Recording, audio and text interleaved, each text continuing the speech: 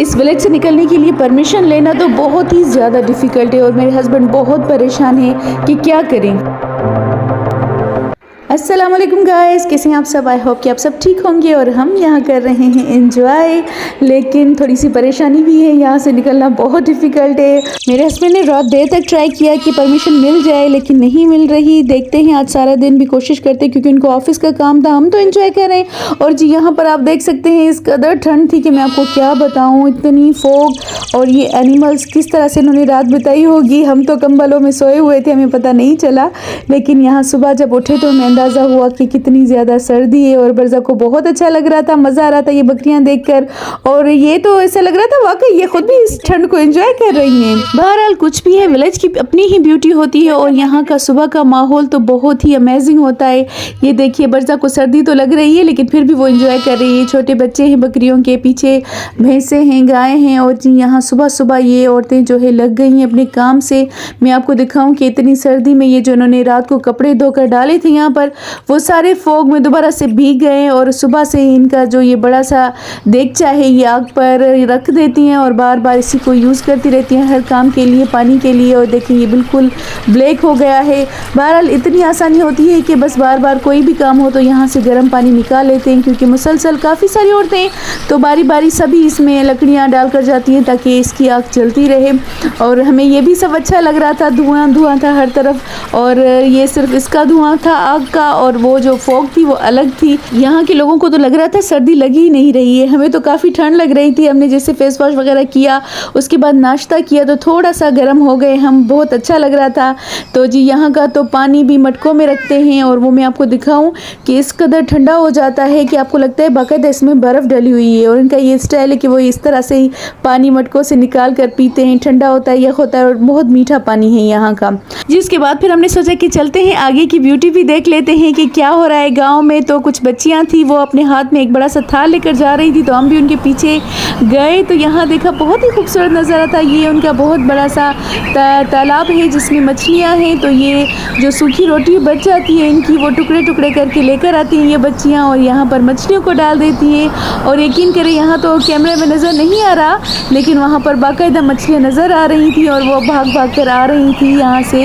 ये थोड़े थोड़े से टुकड़े भी उठा रही थी। अच्छा लग रहा था। ये सारी खूबसूरती है जो हमें शहर में तो नहीं दिखने को मिलती है। तो यहाँ जी बरज़ा को तो अपनी दादी ने उठा लिया क्योंकि यहाँ का रास्ता बहुत ज़्यादा डिफ़िकल्ट था। दोनों तरफ से पानी था और बीच में पतला सा रास्ता था जिस पर स्लिप होने का भी डर था, और स्लिप इधर हो जाए या उधर हो जाए, दोनों तरफ पानी था। तो यहाँ मैंने जूम करके आपको दिखा रही हूँ कि यहाँ ये काफ़ी सारी डक्स हैं, बत्तखें हैं जो तैर रही थी। एक पूरी फैमिली थी जो कि गाँव वालों ने पाली हुई है। और एक बड़ी ही मज़े की और अच्छी बात ये थी कि गाँव वालों को ये फ़ायदा होता है कि हर तरफ वो अपने जो है पेट्स रख सकते हैं। मतलब हर सारे किस्म के जानवर हैं जो वो रखते हैं, उनकी खूबसूरती और उनसे जो फ़ायदा होता है वो भी उठा लेते हैं। तो जी यहाँ पर ये देखिए, बरज़ा को डर भी लग रहा था लेकिन उसको डक्स तो वैसे भी अच्छी लगती हैं। तो उसने कहा कि मुझे इस साइड लेकर चलो। तो हमने कहा कि चलें भैया, आहिस्ता आहिस्ता चलते हैं। तो वहाँ से हमने क्लोज़ होकर बरज़ा को डक्स भी दिखाई। और यहाँ जी ये इनके जो है आग में डालने के लिए गोबर है जिसको वो सुखा कर यूज़ करते हैं आग में, क्योंकि ज़ाहिर बात है गैस तो नहीं है वहाँ पर, लेकिन ये है ये बहुत ही काम की चीज़ है। और बरज़ा इनको उठा रही थी तो मैंने मना कर दिया कि आप हाथ ना लगाएं। और ये काफ़ी सूख भी गए हैं, हालांकि फोग हो रही थी तो उसके बाद ये थोड़े थोड़े से गीले भी हो जाते हैं, लेकिन बाद में जब धूप निकलती है तो इनको वो खुश कर लेते हैं। तो जनाब इसके बाद जो फसलों में चले गए थे इनके अपने रिलेटिव्स काम करने के लिए, तो हमने सोचा कि हम उनकी तरफ जाते हैं क्योंकि ये सारी लड़कियाँ वहाँ जा रही थी चाय बनाकर, क्योंकि वो तो सुबह सवेरे नमाज के टाइम से ही निकल जाते हैं फसलों में काम करने के लिए। तो अभी तो 10-11 बज रहे थे तकरीबन, तो इनके लिए चाय बनाकर हम यहाँ पहुँच गए थे। और जी यहाँ पर ये देखिए केटल देखिए, इसमें गरम गरम चाय है और प्यालियाँ हैं। अब इनको बुलाएंगे और जी यहाँ पर होगी डिस्ट्रीब्यूट चाय। बड़ा ही खूबसूरत और बड़ा ही मज़ेदार किस्म का नज़ारा था। और यकीन करें, इनके साथ तो हम घर से पी कर आए थे लेकिन यहाँ पर बैठकर चाय पीने का तो मज़ा ही अपना। और जी माशाल्लाह खालिस दूध की बनी हुई चाय का जो टेस्ट है और यहाँ पर बैठकर इस मंज़र को एंजॉय करते हुए पीने का मज़ा ही अपना था। और जी ये बेचारी सुबह को सवेरे ही आ जाती हैं और छोटे से बच्चे जो दूध पीते हैं उनको भी छोड़ कर आ जाती हैं। तो फिर यहाँ पर उनको भी थोड़ा सा रेस्ट मिल जाता है और उनको खाना भी यहीं देते हैं। उसके बाद काफ़ी सारा काम करने के बाद शाम को ये बेचारी औरतें और सारे मर्द घर लौटते हैं। तो बहरहाल इनको फिर बाद में जब ये सेल वगैरह करते हैं तो उनको फ़ायदा होता है, लेकिन फ़िलहाल तो बहुत हार्ड वर्क है जो हमें दिख रहा है। लेकिन ये है कि बस उनका काम है और अल्लाह ने हर किसी का काम उसी के हिसाब से डिस्ट्रीब्यूट कर रखा है। हम सिटी के लोग इनके मुकाबले में बहुत कमज़ोर होते हैं और ये माशाल्लाह एक्टिव भी होते हैं और इनको ताकत भी बहुत ज़्यादा होती है और शायद इनकी जवानी भी ज़्यादा चलती है, जबकि यहाँ पर शहर में तो लोग जल्दी बूढ़े हो जाते हैं। और जी यहाँ देखिए दूर दूर यहाँ कोई और ख़ानदान है, उनका गाँव है और इसी तरह से थोड़े थोड़े से डिस्टेंस पर छोटे छोटे गाँव हैं और उन गाँव में हर कोई अपने हिसाब से ही रहता है। और जी यहाँ पर ये देखिए छोटी बच्ची भी कितना फास्ट काम कर रही है। और जी मुझे दिल में लालच हुई कि मैं भी करूँ, शायद मैं इस बार थोड़ा सा अच्छा ट्राई करूँ। कल तो मैंने बहुत ही बुरा किया था क्योंकि मैं बैठ कर रही थी और ये खड़े होकर और झुककर इतना डिफ़िकल्ट काम इतना इजीली कर रही थी। लिटरली उनको देखकर ऐसा लग रहा था कि ये बहुत इजी काम है और इस बार मैंने इसको और से देखा है तो मैं भी कर लूँगी। तो जनाब दिल ललचाया और मैंने उनसे ये दास लिया और मैंने कहा कि भाई एक बार मैं दोबारा ट्राई करती हूँ। और इस बार मुझे लग रहा था कि मैं बड़ा ही अच्छा और बड़ा ही प्रोफेशनली करूँगी ये चीज़। तो जी मेरे कॉन्फिडेंस को सलाम देते हुए उन्होंने मेरे हाथ में पकड़ाया ये दास और मैंने ट्राई किया पहले उनकी तरह खड़े होकर, लेकिन मुझे बिल्कुल भी उनकी तरह खड़े ही नहीं होना आ रहा था, झुक कर काम करना। फिर मैं बैठ गई, मैंने कहा चलें अभी ट्राई करती हूँ। तो इस बार कल की बनिस्बत कुछ बेहतर कुछ पॉइंट्स मुझे मिले थे, लेकिन उन्होंने कहा कि आप पकड़ भी इसको गलत रही है, थोड़ा सही तरह से पकड़ें, हाथ भी ना लग जाए। तो जनाब मैंने ट्राई किया, थोड़े से बुशेस मैंने भी काटे और उसके बाद मैंने तौबा की दोबारा और मैंने उनको वापस दे दिया क्योंकि ये मेरा काम नहीं है। हमारे हाथ जो है लिखने पढ़ने के लिए है और जी ये काम बहुत डिफ़िकल्ट है। बहरहाल एंजॉय किया हमने इस माहौल को। उसके बाद जब वापस आए तो ये देखें यहाँ के बच्चे कैसे खुद अपनी ही ज़िंदगी को बहुत ही ब्यूटीफुल बना देते हैं। और ये इन्होंने एक दरख्त पर छोटा सा झूला लगा दिया है जिस पर वो झूले झूलते हैं और यहाँ घर में भी छोटा सा झूला लगाया है। यहाँ उनके पास मुर्गियाँ हैं, उनके चूज़े थे और हद तो ये थी कि बरसा इन चूज़ों से भी डर रही थी। इतने छोटे से इतने क्यूट से थे और उनके बच्चे इतना एक्टिवली इनको पकड़ रहे थे, खेल रहे थे। और मैंने कहा भाई मुझे भी पकड़ के एक हाथ में दे दें। मैं तो जिस तरफ देख रही थी एक मुर्गी के 7-8-10 बच्चे तो थे ही थे हर तरफ और उतने क्यूट लग रहे थे। और मुझे लगता था कि शायद इनके जो चूज़े होते हैं वो एक ही कलर के होते हैं, लेकिन यहाँ भी डिफरेंट कलर के चूज़े थे। और काफ़ी सारी मुर्गियाँ जो इनकी थी वो अंडों पर थी और अंडों के लिए भी उन्होंने ख़ास तौर पर एक जगह मुकर्रर की हुई थी, वो भी मैं आगे चलकर आपको दिखाती हूँ। यहाँ मैंने एक उनको कहा मुझे हाथ में दे, कितना प्यारा सा क्यूट सा और सॉफ्ट सा लग रहा है और बरसा यहाँ भी रह रही है, आप देख सकते हैं। तो बहरहाल जी हमने इस सारे व्यू को भी एंजॉय किया और जी फिर बरसा ने यहाँ आकर बहुत ज़िद की कि मैं इसको चलाऊँ, हालांकि ये बिल्कुल भी चला नहीं पा रही थी।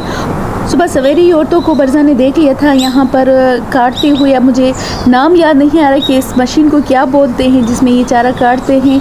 तो अगर किसी को पता है तो मुझे ज़रूर बताइए कमेंट बॉक्स में कि इस मशीन को जो इसमें काटते हैं इसको क्या बोलते हैं। वैसे यहाँ इनकी ज़बान में तो इसको कुत्तर वाली मशीन ही बोलते हैं, अब दूसरी ज़बानों में क्या बोलते हैं वो आप मुझे ज़रूर बताइएगा। जी बरसा भी अपनी कोशिश में बिल्कुल नाकाम हो गई और अभी वो रो रही है, ज़िद कर रही थी।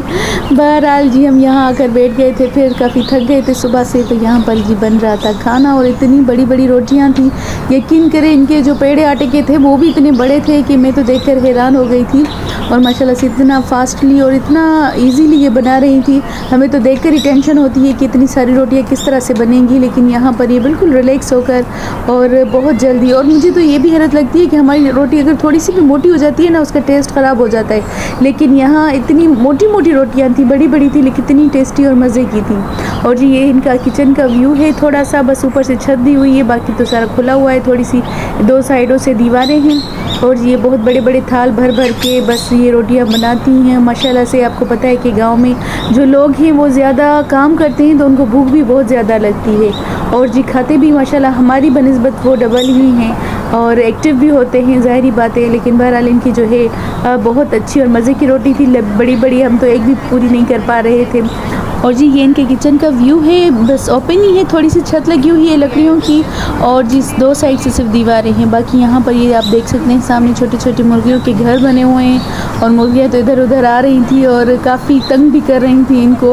हम तो चारपाई पर बैठे हुए थे लेकिन देख रहे थे। और यहाँ पर जी ये डंडे लगा रहे हैं क्योंकि आपको पता है कि सर्दी बहुत ज़्यादा हो गई है, तो रात में ये सोच रहे थे कि हम बकरियों को या भैंसों को अंदर इस साइड ही उनको बांधेंगे ताकि उनको ज़्यादा सर्दी ना लगे। और जी ये लास्ट में हमारा लास्ट सीन है। मेरे हस्बैंड आ गए थे, मैं बहुत खुशी हो रही थी कि उनको परमिशन मिल गई है जाने के लिए। तो मैंने सोचा कि मैं आपको दिखा दूं कि ये यहाँ पर मुर्गियों के अंडे रखे हुए थे असली, और यहाँ पर ये एक मुर्गी अंडों के ऊपर भी बैठी हुई है। अगर आपको नज़र आए तो मैंने थोड़ा क्लोज़ किया हुआ है, बड़े ही सुकून से बैठी हुई है। और ये सारे मंजर देखकर बहुत अच्छा लग रहा था। और शायद हम जब वापस जा रहे हैं तो हम बहुत इन सारी चीज़ों को बहुत मिस करेंगे। तो जनाब ये है हमारा वापसी का सफ़र। और देखिए मैंने हेलमेट पहनी हुई है, और ये बहुत ही मज़ाया सीन था जो कि रास्ते में लोग देखकर हंस रहे थे और मैं बड़ा एंजॉय कर रही थी। क्योंकि अगर आप लाइफ को सही मानों में एंजॉय करना चाहते हैं तो थोड़ी बहुत मस्तियाँ तो चलती ही रहती हैं और मज़ा भी आता है, तभी आपकी चीज़ें यादगार हो जाती हैं। तो जनाब लास्ट में शाम हो रही थी और हमें बहुत ज़्यादा ठंड भी लग रही थी, तो बस फिर हमने जल्दी से गर्मा गर्म चाय के साथ केक को एंजॉय किया और वैन में रवाना हो गए वापसी के लिए। तो यहाँ मैं आपसे लूँगी अब इजाज़त। नेक्स्ट व्लॉग में आपके साथ मिलूँगी। जिन्होंने सब्सक्राइब नहीं किया तो जल्दी से सब्सक्राइब करें और मेरे चैनल को लाइक शेयर और कमेंट ज़रूर कर दिया करें। तो मुझे दीजिए इजाज़त। नेक्स्ट व्लॉग में आपके साथ मिलती हूँ। अल्लाह हाफ़िज़।